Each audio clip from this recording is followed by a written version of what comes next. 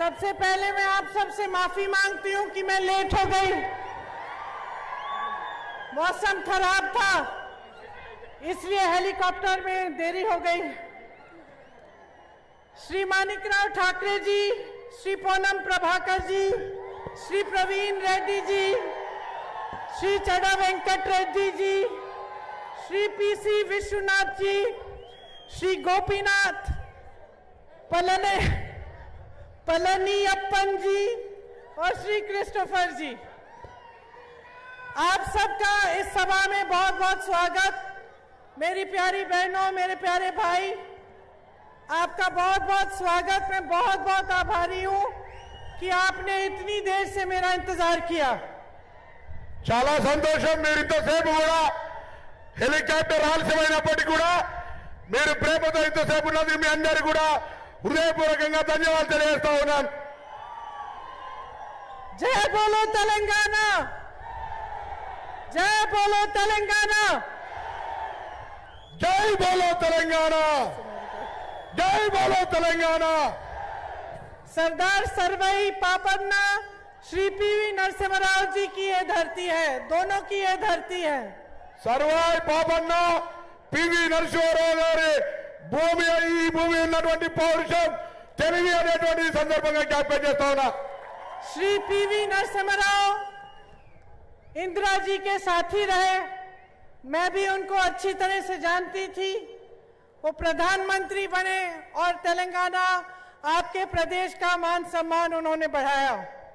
PV Narasimha Rao గారు ఇందిరమ్మకు చాలా దగ్గర, నేను కూడా వారితో సాన్నిధ్యంగా ఉండేటువంటి దాన్ని, వారి రాష్ట్రానికి కాకుండా ఈ దేశానికి రాష్ట్ర ముఖ్యమంత్రి గారితో పాటుగా దేశ ప్రధానమంత్రిగా సేవ చేసినటువంటి వ్యక్తి, గొప్ప వ్యక్తి।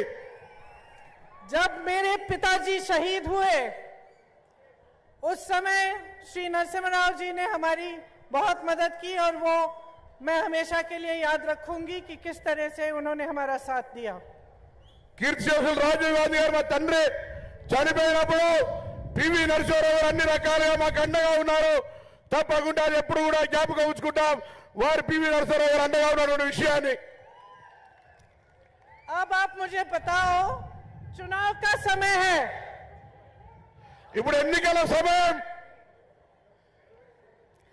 चुनाव के समय हमें कौन सी बातें करनी चाहिए और क्या क्या समझना चाहिए, इसके बारे में मैं आपसे चर्चा करने के लिए यहाँ आई हूँ। ఎన్నికల సమయంలో ఏమేమి మాట్లాడుకోవాలి, ఏం చెప్పాలి, ఎవరి గురించి మాట్లాడుకోవాలి చెప్పడానికి వచ్చిన ఇక్కడికి। तो सबसे पहले मुझे बताओ कि बीआरएस की सरकार से खुश हो कि नहीं। खुद बोल, समझ गए। बीआरएस పార్టీతో సంతోషంగా ఉన్నారా? సంతోషంగా ఉన్నారా? नहीं है, नहीं है। क्या ये सच है कि इस सरकार ने आपके क्षेत्र को पूरी तरह से नकारा है? బీఆర్ఎస్ పార్టీ 10 సంవత్సరాలుగా ఈ నియోజకవర్గాన్ని నిర్లక్ష్యం చేసిర్రు, అవునా కాదా అని అడుగుతారు మేము। यहाँ का गौरवल्ली प्रोजेक्ट पूरा किया? ఇక్కడి గౌరవల్లి ప్రాజెక్టు పూర్తయిందా? गंदीपल्ली प्रोजेक्ट पूरा किया? గండిపల్లి ప్రాజెక్టు పూర్తయిందా? तोटापल्ली प्रोजेक्ट पूरा किया? తోటపల్లి ప్రాజెక్టు పూర్తయిందా? आपके पास सिंचाई का पानी आता है कि नहीं? నీళ్ళు వస్తాయా అని అడుగుతారు, సాగునీరు నీళ్ళు వస్తాయా? आपको मुआवजा मिला है कि नहीं? कंपेंसेशन భూమిలోకి భూసేకరణకు సంబంధించి సరి అయిన విధంగా మీకు భూసేకరణ వచ్చిందా? शिक्षा की सुविधाएं हैं यहाँ पे कि नहीं? విద్యారంగంలో అనేక అవకాశాలు ఉన్నాయా లేవా అని అర్థం। मुख्यमंत्री जी ने एक गांव गोद ली है, यहाँ गांव को अडॉप्ट किया है। ముఖ్యమంత్రి గారు ములకనూరు దత్తత తీసుకున్న విషయం మీకు తెలుసు కదా।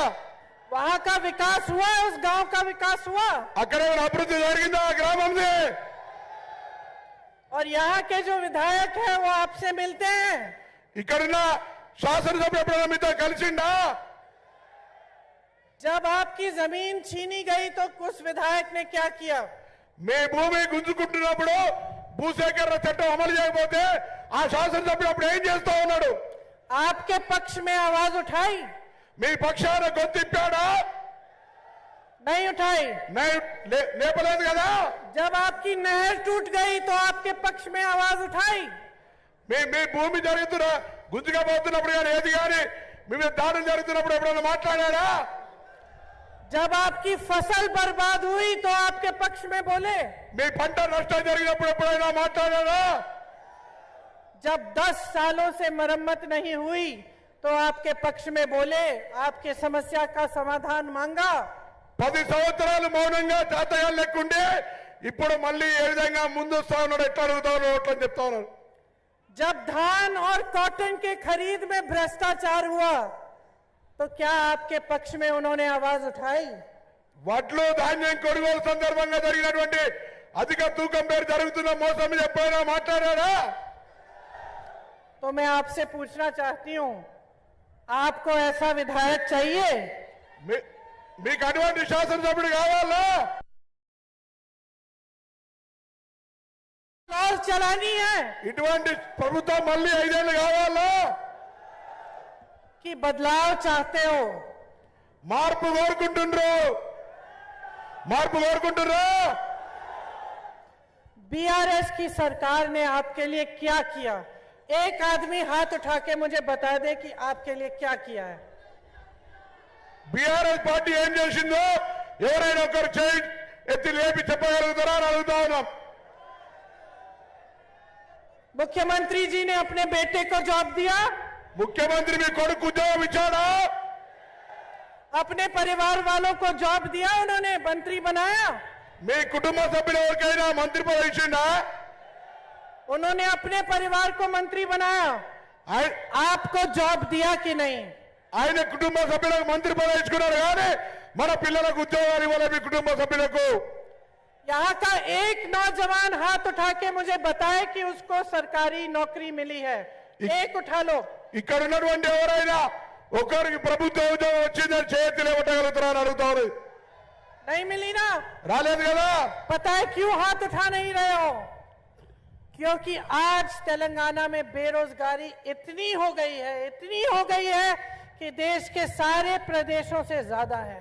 ఈ రోజు ఎందుకు చేతెత్తుతలేరంటే దేశంలో అన్ని రాష్ట్రాల కంటే కూడా ఈ రాష్ట్రంలో నిరుద్యోగ సమస్య ఎక్కువగా ఉంది కాబట్టి। यहाँ के नौजवान पढ़ते हैं, डिग्री लेते हैं। आजकल तो कोई ऐसा परिवार नहीं है जिसके घर में पढ़ा लिखा नौजवान नहीं है। सही बात है कि नहीं? ఈ రోజు జరుగుతున్న విద్యా వ్యవస్థలో ప్రతి ఇంట్లో చదువుకున్నటువంటి వాళ్ళు కానీ నిరుద్యోగి ప్రతి ఇంట్లో కూడా ఒకరు ఉన్నట్టు ఎలా అంటున్నారు। गरीब से गरीब परिवार सबसे पहले अपने बच्चे को शिक्षित करने का काम करता है। मेहनत करते हैं किसान अगर खेती में तो अपने बच्चे को शिक्षित करने के लिए, अगर मजदूर खेती में मेहनत करता है अपने बच्चे को शिक्षित करने के लिए, अगर सरकारी कर्मचारी मेहनत करता है तो अपने बच्चे को शिक्षित करने के लिए। పేదవాడి బిడ్డ కానీ కార్మికుడి బిడ్డ కానీ వ్యవసాయదారుడి బిడ్డ కానీ ప్రభుత్వ బిడ్డ కానీ తాను కష్టపడి ఈ రోజు తన పిల్లల్ని చదివించుకుంటున్నటువంటి పరిస్థితి ఉంది। मेरी बहनें आप यहाँ बैठी हो, दिन रात काम करती हो कि नहीं? मेहनत करती हो, दिन में खेती में जाती हो, बाद में सारा घर का काम करती हो, बच्चों की परवरिश करती हो। ఈ రోజు మహిళలుగా మీరు దినమంతా పొలాల్లో పనిచేస్తారు, తర్వాత కుటుంబాన్ని నడుపుతూ ఉంటారు। ఇంత పెద్ద ఎత్తున శ్రమ పడుతూ ఉన్నటువంటి పరిస్థితి ఉంది। ఎలా किस लिए करती हो? ఎందుకు చేస్తా ఉన్నట్టు? इसलिए करती हो क्योंकि तुम चाहती हो कि तुम्हारे बच्चे बड़े हों, उनका भविष्य अच्छा बने, वो एक अच्छी नौकरी करे, अच्छा रोजगार मिले, ताकि फिर जब आप बुढ़ी हो जाएंगी, जब आपकी एक उम्र हो जाएगी तो आपकी भी देखभाल करेंगे। करती हो ना? इसलिए ఎందుకు చేస్తున్నామంటే మన పిల్లల ఉజ్వల భవిష్యత్తుకు సంబంధించి వాళ్ళందరూ కూడా భవిష్యత్తులో సక్రమంగా ఉండాలి, వాళ్ళ అభివృద్ధి కావాలనే ఆలోచన కొద్దీ మనం ఇంత కష్టపడతా ఉన్నాం। तो सब अपने बच्चे को पढ़ाते लिखाते हैं।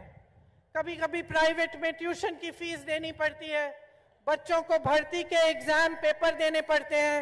तो जहां से भी आप जिस तरह से आप जुगाड़ कर सकती हैं वो आप करती हैं और मदद करती हैं ताकि बच्चा पूरी तरह से अपनी पढ़ाई को पूरी करे। ఈ రోజు ఎన్ని రకాల ఇబ్బందులైనా ఎక్కడి నుంచి అయినా ఏం చేసైనా పిల్లలకు సంబంధించి కష్టపడి చదివిపిస్తా ఉంటుంటే ఆ చదువు వృధా అయిపోతున్నటువంటి పరిస్థితి వల్ల और ये सब इस आशा में करते हैं कि बच्चे का अच्छा रोजगार हो जाए। అన్ని ప్రభుత్వాలు కూడా చదువుకున్న పిల్లలకు ఉద్యోగాలు దొరకాలని ప్రయత్నం చేస్తాయి ताकि उसका भविष्य सुरक्षित रहे और बड़े होकर उसका भविष्य मजबूत बन पाए। అతని యొక్క భవిష్యత్తు బాగుండాలని భవిష్యత్తులో ఇంకా ఎదగాలనే ఆకాంక్షతోటి तो इसमें आप इतनी मेहनत करते हो, इतना काम करते हो, इसमें आप सरकार से क्या आशा रखते हो?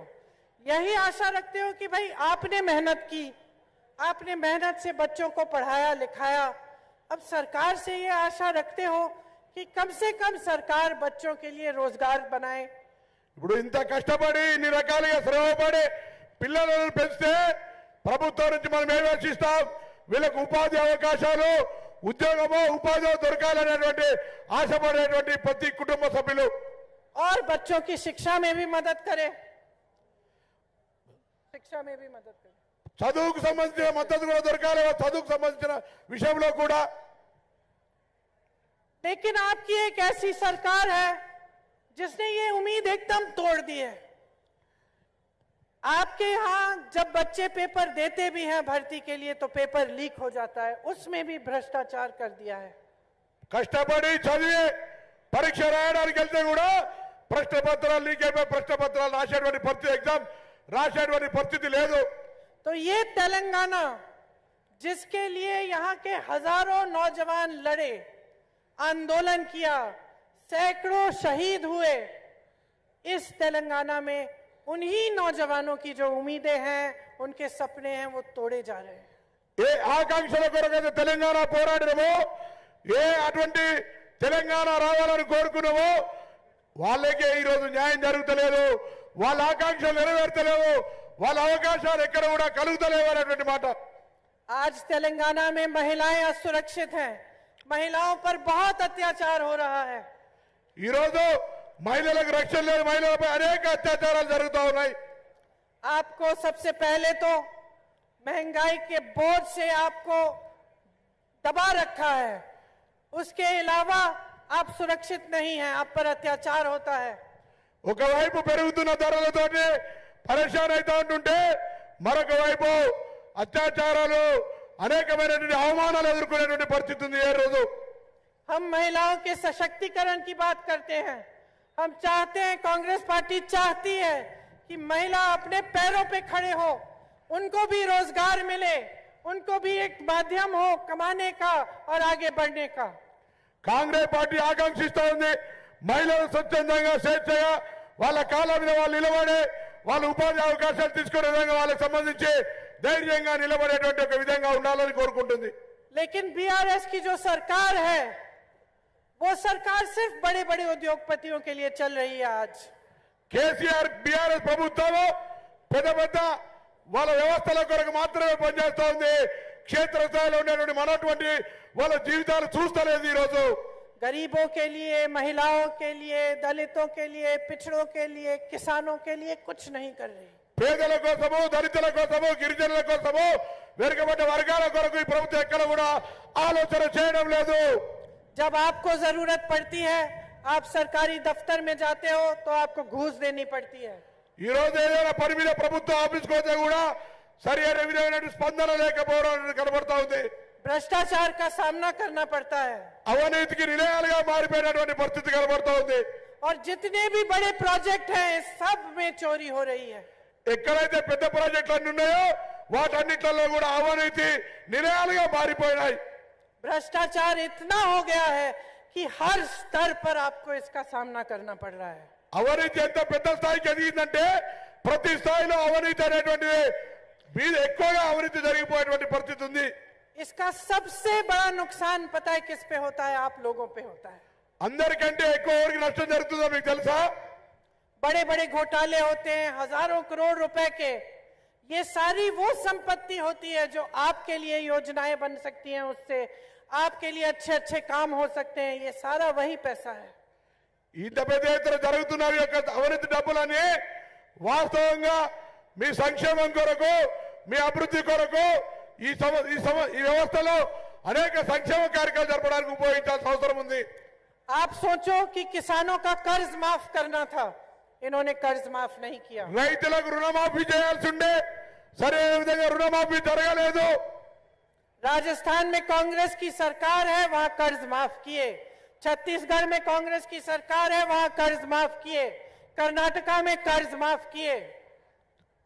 రాజస్థాన్ లో రైతు రుణమాఫీ చేసింది, ఛత్తీస్గఢ్ లో రైతు రుణమాఫీ చేసిండు, కర్ణాటకలో కూడా రైతుల యొక్క చెప్పిన విధంగా రుణమాఫీ చేసింది కాంగ్రెస్ ప్రభుత్వాలు. यहाँ पे जब कर्ज माफी की बात होती है, चाहे बीआरएस की सरकार है, चाहे नरेंद्र मोदी जी की बीजेपी की सरकार है, मना करते हैं. कैसे कहते हैं हमारे पास पैसे नहीं है. రైతు రుణమాఫీ గురించి ఎప్పుడు చర్చకు వచ్చినా ఇక్కడున్న బీఆర్ఎస్ కావచ్చు, అక్కడ నరేంద్ర మోడీ కావచ్చు, ఆ అంశాన్ని మరుగున పెట్టేటువంటి ప్రయత్నం చేసి దానికి చర్చకు రాకుండా చేసే ప్రయత్నం చేస్తా ఉన్నారు. आपने अडानी जी का नाम सुना है? మీరు ఆదాని కథ విన్నారా? सुना है? విన్నారా? सुना है? कौन है? तुम हो? तो तुम बहुत रईस हो गए. अच्छा, नाम सुना है. ठीक है. अडानी जी इस देश के वो बड़े उद्योगपति हैं जिनको नरेंद्र मोदी जी ने देश की सारी संपत्ति सौंप दी है. मतलब देश के बंदरगाह, देश के हवाई अड्डे, देश की बड़ी बड़ी कंपनियां, सब इस बड़े उद्योगपति को दे रखी है. ఆదాని యొక్క పారిశ్రామికవేత్త, కానీ నరేంద్ర మోడీ గారి దేశం యొక్క సంపదను మొత్తం ఆయనకి అప్పచెప్పడం జరుగుతూ ఉంది. అది ఎయిర్ ఇండియా కావచ్చు, పోర్టులు కావచ్చు, రహదారులు కావచ్చు, రైల్వేలు కావచ్చు, ఎల్ఐసీలు కావచ్చు, ఏదైనా కూడా ఈరోజు ఈ దేశ సంపదనంతా కూడా నరేంద్ర మోడీ గారు ఆదానికి దోచి పెడతా ఉన్నాడు. आप सोच सकते हैं कि देश का किसान एक दिन में 27 रुपए कमाता है और अडानी जी ये सारी संपत्ति को लेकर एक दिन में 1600 करोड़ रुपए कमाते हैं. ఈ రోజు ఆదాని గారు ఒక్క రోజు 1600 కోట్ల రూపాయలు సంపాదించేటువంటి పరిస్థితి ఉంది. దేశంలో ఉన్నటువంటి ప్రజల సొమ్మును ఏ విధంగా దోచుకుంటా ఉన్నారో తెలుస్తా ఉన్నది. तो देश की जनता से और प्रदेश की जनता से हर स्तर पर चोरी हो रही है. దేశ ప్రజలు, రాష్ట్ర ప్రజలంతా కూడా ఈ అంశాన్ని కూడా ఒక్కసారి తెలుసుకోవాల్సిన అవసరం ఉంది. आपको जागरूक बनना पड़ेगा बहनों और भाइयों. आपको समझना पड़ेगा कि चुनाव में धर्म की बातें, जाति की बातें, आपस में अलगाव की बातें, ये सब बातें चुनाव की बातें नहीं होनी चाहिए. ఎన్నికల సందర్భంలో అనేక రకమైన అంశాలు, మతం కావచ్చు, కులం కావచ్చు, ప్రాంతమైనటువంటి అంశాలను తీసుకొచ్చేటువంటి పరిస్థితి ప్రస్తుతం కనబడతా ఉంది. आपको समझना पड़ेगा कि आपके साथ किस तरह का खेल खेला जा रहा है. మీరు గమనించాలి, తెలుసుకోవాలి, ఏ విధమైనటువంటి వ్యవహారం జరుగుతూ ఉందో మీరు అప్రమత్తంగా ఉండాల్సిన అవసరం ఉంది. तेलंगाना में चुनाव बीआरएस और कांग्रेस के बीच में लड़ा जा रहा है. తెలంగాణలో ఎన్నికలు బీఆర్ఎస్ కు కాంగ్రెస్ పార్టీకి మధ్యలో జరుగుతున్నటువంటి ఎన్నికలు. 10 सालों से आपने बीआरएस का काम देखा है. 10 సంవత్సరాలుగా బీఆర్ఎస్ ప్రభుత్వ ప్రగతి విధానాన్ని చూసిరు మీరు. दूसरी तरफ कांग्रेस आपके लिए गारंटी लाई है, जो मैं बाद में आपको सुनाऊंगी, और तमाम आपके लिए योजनाएं और आपके लिए एक विजन और एक रोड मैप बनाने के लिए तैयार है. కాంగ్రెస్ పార్టీ మీకు గ్యారంటీలతో పాటుగా భవిష్యత్తులో ఏం చేయదలుచుకుందో కూడా స్పష్టంగా మీ అందరూ కూడా చెప్పడం, ప్రతి ఇంటింటికి కార్డు ఇవ్వడం ద్వారా చెప్తా ఉంది. ఈ రోజు बीच में कौन घुसा हुआ है? एक तरफ बीजेपी, दूसरी तरफ एमआईएम. ఈ రెండింటి మధ్యలో జరుగుతున్న పోటీలో ఒక పక్క బీజేపీ, ఒక పక్క ఎంఐఎం దీనిలో ప్రవేశించేటువంటి ప్రయత్నం జరుగుతూ ఉంది. बीआरएस दिल्ली में बीजेपी की मदद करती है और बीजेपी यहां पे बीआरएस की मदद कर रही है. ఢిల్లీలో బీజేపీకి బీఆర్ఎస్ మద్దతు ఇస్తే తెలంగాణలో బీఆర్ఎస్ కి బీజేపీ మద్దతు ఇస్తుంది, మీరందరికీ తెలుసు. एमआईएम ऐसी पार्टी है कि अलग अलग प्रदेशों में 40 सीट लड़ रही है, 50 सीट लड़ रही है. यहां तेलंगाना आके 9 सीट क्यों लड़ रही है? ఎంఐఎం పార్టీ తెలంగాణలో పుట్టిన పార్టీ, దేశంలో వేరే రాష్ట్రాల్లో 56 సీట్లకు పోటీ చేస్తూ ఇక్కడ మాత్రం 7-9 సీట్లకే ఎందుకు పోటీ చేస్తావుదో మీకు అర్థం చేసుకోవాలి. क्योंकि MIM BRS और बीजेपी की मदद करना चाहते हैं. MIM BRS बीजेपी की मदद తెలపడానికి నిర్ణయం చేసుకుంది. आपने कभी ओवैसी जी के भाषण सुने हैं? మీరు ఎప్పుడైనా ఓవైసీ సంభాషణ విన్నారు కదా? सबसे ज्यादा हमला किस पे करते हैं? ఎక్కువ ఆయన భాషలో ఎవరి మీద దాడి చేస్తాడు? बताओ. ఎవరిని తిడతాడు? राहुल गांधी पे. Yes. सबसे ज्यादा हमला ओवैसी जी राहुल गांधी जी पे करते हैं. और राहुल गांधी जी वो शख्स हैं जो कन्याकुमारी से कश्मीर तक पैदल इसलिए चले इस देश की एकता बनाने के लिए. ఓవైసీ గారు ఎప్పుడు ఎక్కువగా విమర్శలు రాహుల్ గాంధీ గారిపై చేస్తారు. కానీ అదే రాహుల్ గాంధీ గారు కన్యాకుమారి నుంచి కశ్మీర్ దాకా ఈ దేశ అఖండత కొరకు, ఈ దేశ ఐక్యత కొరకు పాదయాత్ర చేసినటువంటి గొప్ప నాయకుడు. तो ये क्या खेल है बहनों और भाइयों? ये तीनों पार्टियां एक साथ आपके साथ खेल रही हैं. मैं तो कहती हूं कि तीनों नाटू नाटू कर रही हैं.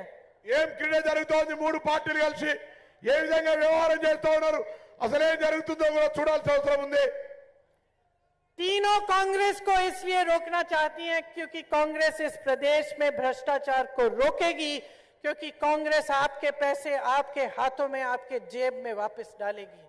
ఈరోజు ఈ 3 పార్టీలు కలిసి కాంగ్రెస్ ను గెలవకుండా ఆపే ప్రయత్నం చేస్తున్నారు. ఎందుకంటే వాళ్ళ అవినీతికి సంబంధించిన సొమ్ములు బయటికి తెస్తారని, అవన్నీ కూడా మీకు చెందేలా నిర్ణయం తీసుకుంటుందనే భయంతో ఈరోజు 3 పార్టీలు కలిసి కాంగ్రెస్ ను వ్యతిరేకిస్తా ఉన్నాయి.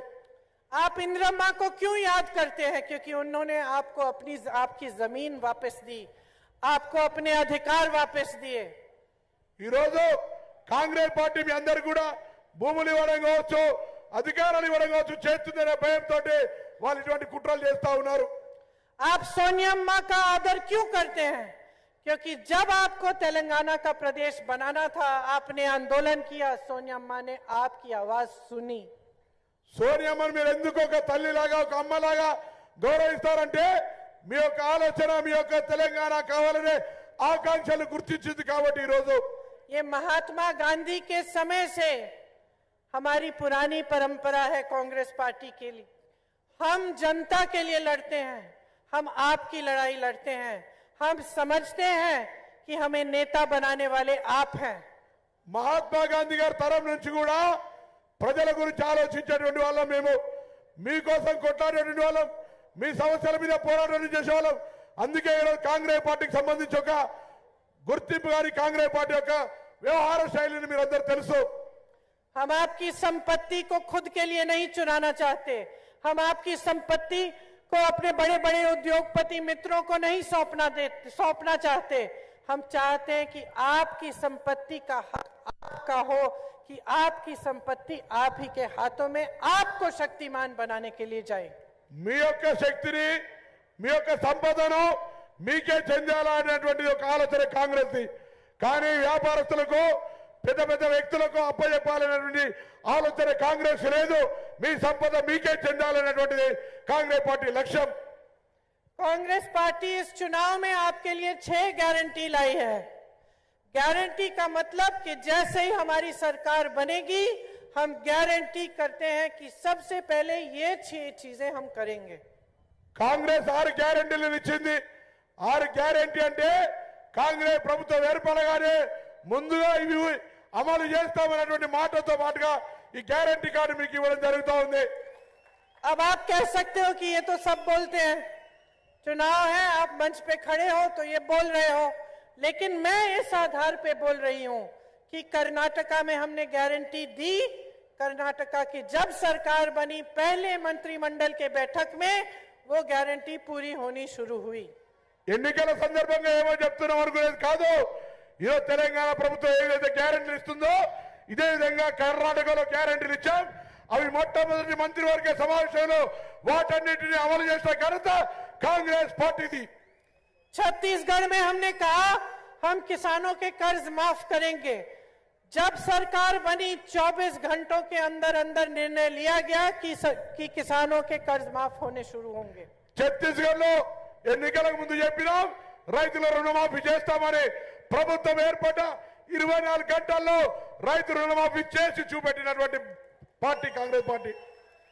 तो मैं जब ये गारंटी की बात कर रही हूं तो मैं एक आधार पर कर रही हूं कि हमने ये काम करके दिखाए हैं और हम ये काम आज आपके लिए करना चाहते हैं. ఈ గ్యారెంటీల గురించి మాట్లాడుతున్నామంటే తప్పకుండా మేము ఇవి చేసి చూపెడతాం. అందుకే ఈ రోజు మేము ముందు మాట్లాడుతూ ఉన్నాం. ఇవి చేసి చూపెట్టే బాధ్యత మాది అనే మాట మనం చేస్తాను. तो सबसे पहली गारंटी महालक्ष्मी योजना, इसमें महिलाओं को, बहनों, आपके लिए हर महीने 2500 रुपए आपके खाते में डाले जाएंगे. మొట్టమొదటి మహాలక్ష్మి పథకం, ఇందులో ప్రతి మహిళకు 2500 రూపాయలు నెలకు వారి ఖాతాలో వేయడం జరుగుతుంది. आपको गैस का सिलेंडर 500 रुपए में दिया जाएगा. గ్యాస్ సిలిండర్ 500 రూపాయలకి అక్క చెల్లెలందరూ కూడా అనే మాట మనం చేస్తా ఉన్నాం. और पूरे प्रदेश में फ्री की बस की यात्रा मिलेगी. जहां आप जाना चाहो बस में बैठो, कोई टिकट नहीं, कोई पास नहीं, आप फ्री में जाओगी.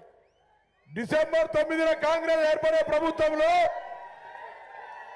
అక్క చెల్లెలు ఎక్కడికి వెళ్ళినా బస్సులో ఫ్రీగా ప్రయాణం చేసేటువంటి అవకాశం ఉంది. दूसरी गारंटी रायतू भरोसा, किसानों को सालाना 15,000 रुपए और खेत मजदूरों को 12,000 रुपए मिलेंगे और धान पर 500 रुपए का